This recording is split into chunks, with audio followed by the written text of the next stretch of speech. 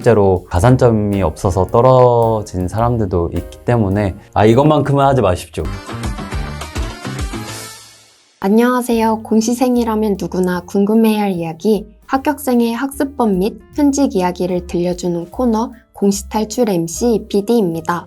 오늘은 소방공무원 시험을 처음 준비하시는 분들 혹은 소방공무원에 대한 수험 정보가 궁금하신 분들을 위해 알기 쉽게 자세하게 알려드리려고 합니다. 7개월 만에 292점의 고득점으로 합격하신 합격생분과 함께 알아볼까요? 안녕하세요. 안녕하세요. 먼저 인터뷰에 응해주셔서 감사합니다. 아닙니다. 이 영상을 보고 계실 시청자분들께 자기소개 부탁드립니다. 네, 안녕하세요. 저는 지금 2023년 소방공무원 공채시험에 합격해서 현재 소방사로 활동하고 있는 임병수입니다. 만나서 반갑습니다. 네, 그러면 이제 소방공무원을 준비하게 된 이유가 궁금합니다. 저는 사실 소방 관련 전공을 있거나 처음부터 공부를 시작한 건 아니고요. 회사 다닐 때 사실 그 회사에서 사고가 한 번 있었는데 그때 이제 제가 동료들을 좀 구해준 경험이 있어요. 근데 별건 아니었지만 그래도 뭔가 제가 일을 잘해서 칭찬을 받는 것보다 동료들을 구해줘서 아니면 그 도움을 줘서 고맙다라고 말 듣는 게 어떤 성취보다 더 저한테 뿌듯하더라고요. 그래서 소방관을 해야겠다 해서 이제 준비를 시작했습니다. 병수님 이제 공채 시험에 응시해서 합격하신 걸로 알고 있는데 공채가 공개 경쟁 채용 시험이라고 알고 있어요. 네네. 그러면 경력 채용 시험도 있을 것 같은데 그 둘의 차이점이 따로 있으신가요? 네, 아무래도 공채와 경채의 가장 큰 차이는 공채는 별도의 제한 없이 시험을 통해서 이제 채용이 되는 거고 경력 채용 같은 경우에는 일정 자격이 이제 있어야지만 지원을 할 수가 있어요. 나이 같은 경우는 만 18세에서 40세 이하면 공채든 경채든 다 지원할 수 있는데 예를 들어서 경채는 구조, 구급, 그리고 소방, 학위가 있는 분, 그리고 화학 등 이런 분야에서만 일정 2년 이상의 경력이 있어야 지원이 가능해요.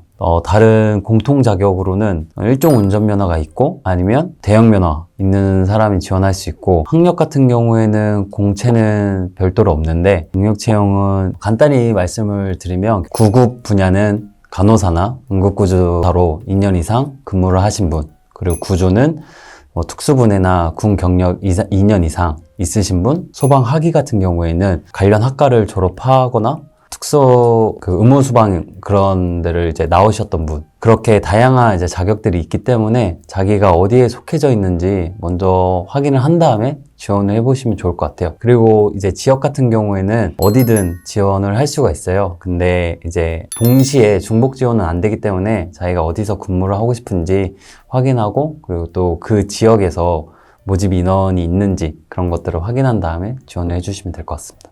소방과 구조, 구급, 화학 그것들이 이제 어떤 업무를 하는지 말씀 주실 수 있으실까요? 네.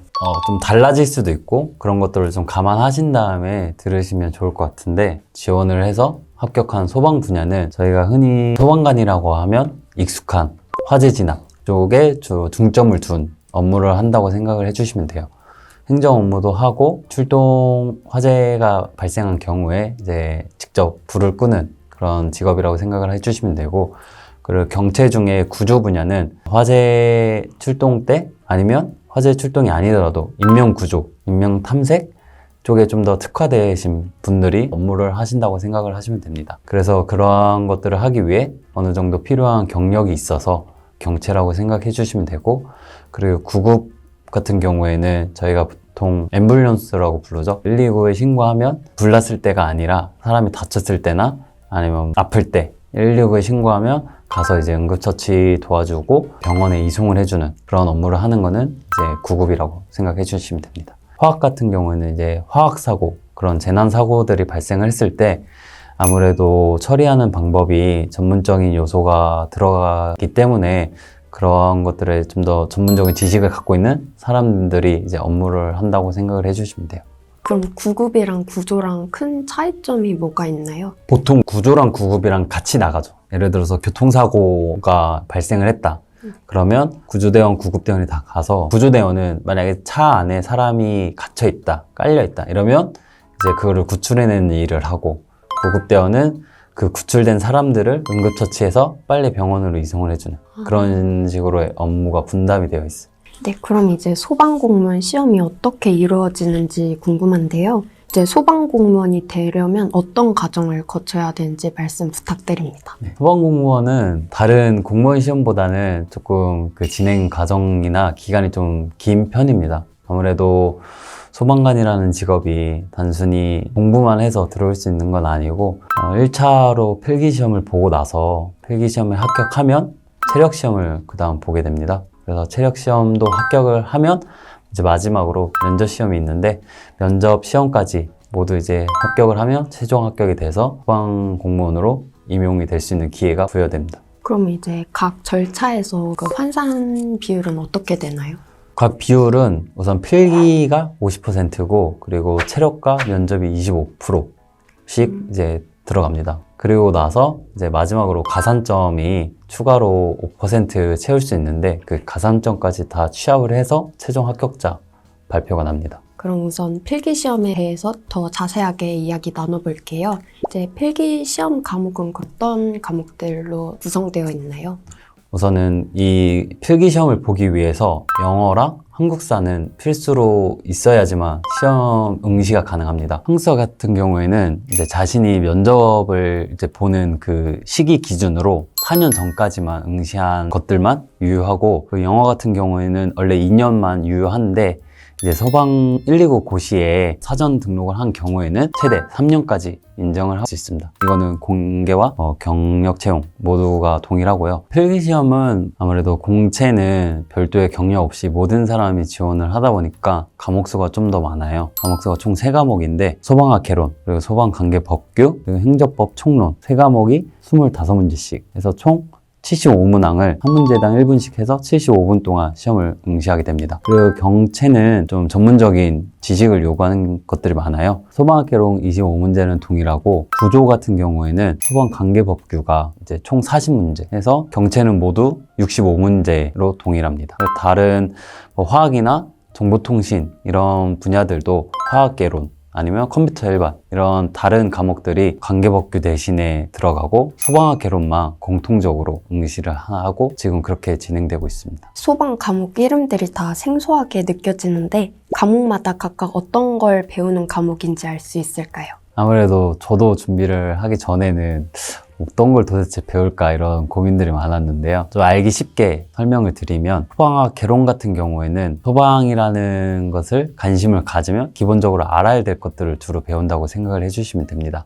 연소란 무엇인가? 불이 피우려면 어떤 것들이 필요한지 이런 것들, 그리고 불이 난 경우에 어떻게 소화를 해야 되는 건지 소화 방법, 약간 이런 전반적인 소방에 대한 전반적인 지식들과 개념들을 배워간다고 생각해 주시면 되고요. 소방관계법규는 소방과 관련된 것들을 이제 조금씩 배워나가는 겁니다. 저희가 소방차가 사이렌을 울리면 이제 길을 비켜주잖아요. 그런 것들이 실질적으로 법에 이제 명시가 되어 있고, 이제 방해를 하는 경우에는 뭐 벌금이라든지 과태료 얼마를 부과한다, 이런 것들이 다 정해져 있거든요. 그래서 그런 것들을 좀 더 자세히 알게 되는 학문이다 라고 생각을 해주시면 되고, 그리고 행정법 총론 같은 경우에는 아무래도 저희가 소방관이 소방 공무원이다 보니까 공무원으로서 알아야 되는 그런 행정법, 그리고 또 행정작용들 이런 것들을 배우는 과목이라고 생각을 해주시면 됩니다. 그러면 이제 필기시험 과목 같은 경우에 이제 과락의 기준이 따로 있나요? 네, 있습니다. 한 과목당 40점을 못 넘거나 아니면 공채의 경우 3과목 기준으로 180점을 못 넘으면 꽈락이 됩니다. 그래서 다른 사람들 비해 아무리 잘 배웠다고 하더라도 꽈락 점수가 있으면 다음 체력 시험을 볼 수가 없어요. 그리고 경채 같은 경우는 2과목이다 보니까 한 과목에 40점 이하는 동일한데 2과목 합쳐서 120점 이상 맞아야지만 다음 체력 시험을 볼 수 있습니다. 필기시험에 대해서 자세히 알아봤는데요. 합격을 위해서는 필기에 집중하여야 하지만 최종 합격을 위해서는 가산점도 중요하다고 알고 있어요. 가산점 왜 소방공무원은 꼭 필수로 만들어야 할까요? 저는 소방공무원을 이제 준비를 하고자 하신다면 우선은 가산점부터 채워놓고 시작을 하시는 것을 추천드립니다. 왜냐하면 제 주위만 보더라도 가산점 5점을 다 안 채운 분들 찾기가 더 어려워요. 실제 최종 합격은 사실 1, 2점으로 거의 합격과 불합격을 당락하는데 가산점 5점이 정말 큰 점수거든요. 지금 공부를 하기 전에는 사실 가산점 안 채우고 한 문제 더 맞지 이렇게 생각하시는 분들도 계신데 막상 필기시험이 붙고 체력과 면접까지 끝났을 때 최종 합격을 기다릴 때는 자기가 가산점이 없으면 엄청 불안해하는 사람들이 있었거든요. 실제로 가산점이 없어서 떨어진 사람들도 있기 때문에 저는 꼭 가산점은 다 채우고 시험 준비를 하시는 것을 추천드립니다. 정확하게 어떻게 취득을 하게 되는 건지 말씀해 주실 수 있으실까요?